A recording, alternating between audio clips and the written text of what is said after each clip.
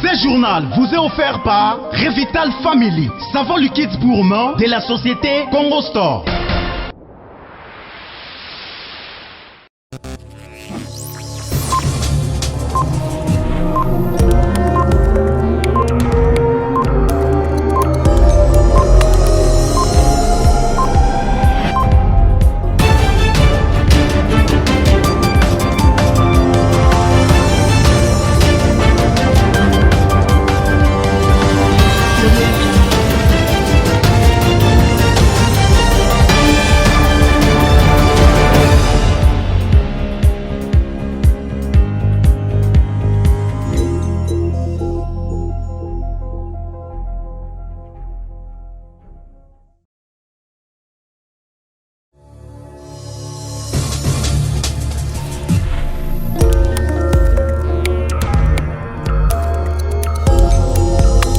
Le ministre de l'Agriculture a lancé ce lundi 18 juillet le programme d'appui à la mise en valeur des zones des savanes et forêts. La salle du restaurant La Fourchette Boyomèse a servi de cadre à cette assise d'un jour à l'intention des parties prenantes dans les domaines agricoles.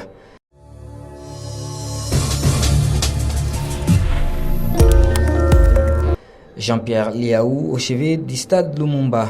Le vice-premier ministre, ministre de la fonction publique, remet une enveloppe consistante à la mairie de Kisangani pour l'entretien de l'RDG.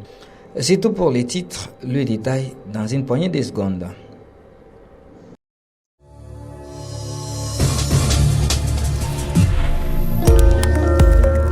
Lancement ce lundi 18 juillet à Kisangani du programme d'appui à la mise en valeur durable des zones des savanes et des forêts dégradées par le ministre national de l'Agriculture.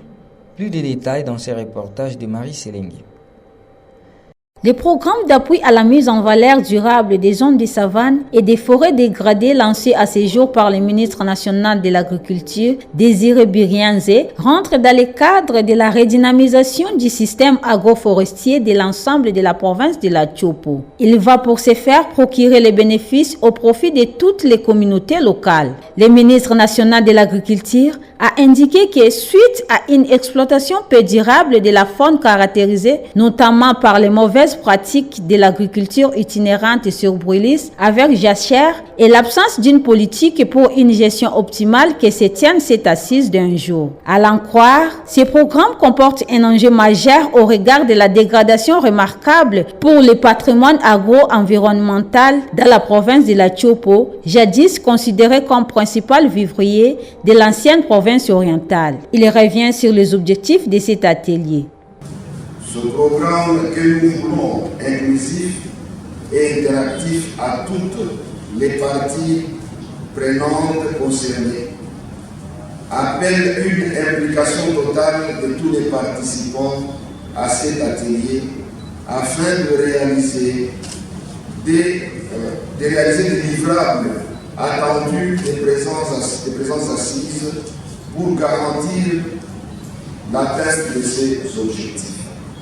Il s'agit notamment de l'appropriation des objectifs du programme, la définition du contenu, des missions des animateurs et des structures désignées du programme, des prestataires, les recommandations et éventuelles informations complémentaires inhérentes aux contingences locales est indispensable à la réalisation des objectifs du dit programme. Signalons que ce programme est également lancé dans la province du Kwilu. On prépare à cet atelier d'un jour l'administration agricole, environnementale ainsi que les ONG intervenant dans les domaines de l'agriculture et l'environnement.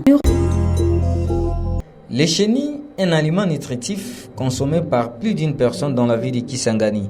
Cependant, elles n'apparaissent qu'une fois l'an entre les mois de juin et juillet. Pour cette année 2022, la moisson paraît moins abondante. Interrogées, quelques femmes vendeuses du marché Yaté à Kisangani parlent d'une abondance de chenilles par rapport à l'année passée. D'autres, par contre, notent une rareté en ces débits. Leurs propos ont été recueillis par Marie Selengi.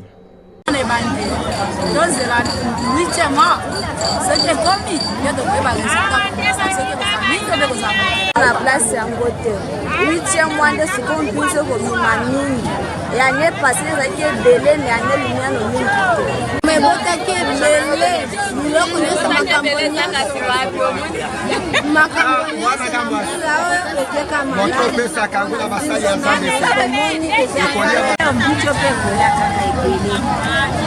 eza ebandeminano oyo ya yangambi ntango mpe opale kobime kozala lisusu mingi ya makasi mama bozomona tala selola. Comparativement à l'année passée, les chenilles ont été d'une grande production et grande quantité dès le début du mois de juillet.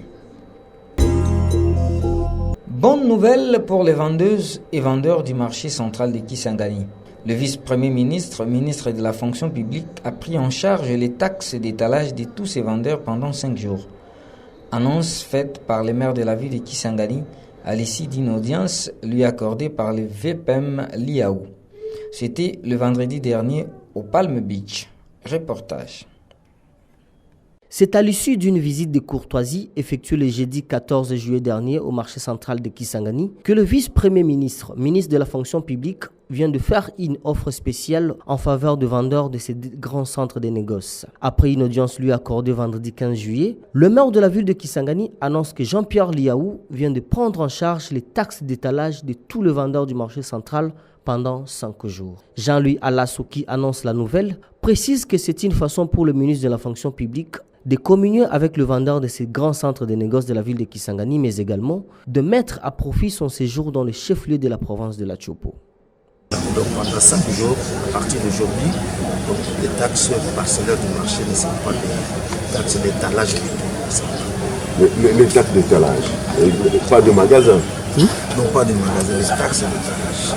Parce que son excellence est un processus à ce moment-là qui souffrait sur le soleil, qui vont descendre, aller chercher des poissons par-ci par-là. Donc il a voulu tout simplement un peu diminuer leur souffrance pendant 5 jours. Rappelons que le ministre de la fonction publique séjourne depuis le mercredi dernier dans la ville de Kisangani pour lancer les travaux de redressement de l'administration publique, mais également lancer officiellement la construction du bâtiment qui doit abriter la Caisse nationale de sécurité sociale de l'administration publique, SENSAP. Bouclons cette édition d'information par les sports. Début des travaux de désherbage ainsi que d'entretien de l'RDG du stade Lumumba de la commune Tchopo. C'est lundi 18 juillet 2022. L'ego de ces travaux a été donné par le vice-premier ministre, ministre de la fonction publique, Jean-Pierre Liaou, qui a personnellement mis la main dans les poches pour financer ces travaux avant les travaux de la pose de la pelouse synthétique. Images et commentaires des pompons Beyokobana. Mettant à profit son séjour dans le chef-lieu de la province de la Tchopo, le vice-premier ministre, ministre de la fonction publique, vient de remettre une somme importante aux représentants du maire de la ville de Kisangani pour procéder aux travaux de désherbage ainsi que d'autres travaux d'entretien du stade Lumumba. À en croire le VPM de la fonction publique, c'est inacceptable qu'une grande ville comme Kisangani puisse avoir un stade dans cet état. Il estime que cette situation lui place dans une condition d'agir. Jean-Pierre Liaou dit avoir fait directement rapport au président de la République ainsi qu'au Premier ministre pour leur exprimer l'indignation de la population de la ville de Kisangani. Mais vous savez, on ne peut pas tout attendre de l'État. On ne peut pas tout attendre du pouvoir central. Il faudrait que les autorités locales puissent aussi petit à petit faire entrer dans les têtes des citoyennes et des citoyens de cette province la culture de l'autoprise en charge. La province doit montrer la bonne foi. Pour désherber, on n'a pas besoin d'attendre. Oui, c'est vrai, il y a un problème d'infrastructure qui se pose, mais le problème de propriété, le problème de désherbage, ça, le pouvoir local, le gouvernement provincial peut, je pense, agir pour que le stade ne donne pas ces spectacles-là malheureux. Le député provincial Dedoche Lusangui, grâce à qui ces travaux sont rendus possibles, souligne qu'il était important pour lui de mener encore des lobbying auprès du VPM Liaou pour que le stade Lumumba soit désherbé avant les travaux de la pose de la pelouse synthétique qui se trouve déjà à Kisangani. Il a également profité de l'occasion pour remercier le ministre de la fonction publique pour avoir mis la main dans la pâte dans cette nébuleuse. parce que pelouse eza sur place. Soki tosali une fils que mosala moke awa, to préparer déjà terrain pour la pelouse synthétique. Gouverneur wa koya, ezala soko pala, ezala soki Y, soki Madeleine, soki Tony, wa kuna te. Wa koya déjà okutake pelouse synthétique ezali déjà exonéré. Donc a facilité pour que mosala esalema. Équipe moko ya Chopo et vous avez Ligue 1. Soit Malekesa, soit Nika, soit Dynamique. Moi quand j'ai la Ligue 1 à Robeta na Dene te va avec Awa. Il y a un autre là pour ça que tout le monde a Mazembe Awa. Tout le monde a Vita Club Awa. Contre Malekesa, contre Nika, contre Dynamique, ça problème était. Rappelons que c'est depuis la semaine dernière que le VPM de la fonction publique séjourne dans la ville de Kisangani pour lancer les travaux de redressement de l'administration publique. C'est par ici que s'achève complètement cette édition d'information. Merci à vous mesdames et messieurs de l'avoir suivi. Au nom de toute l'équipe rédactionnelle, Jean-Claude Fundi vous remercie et vous fixe rendez-vous très prochainement.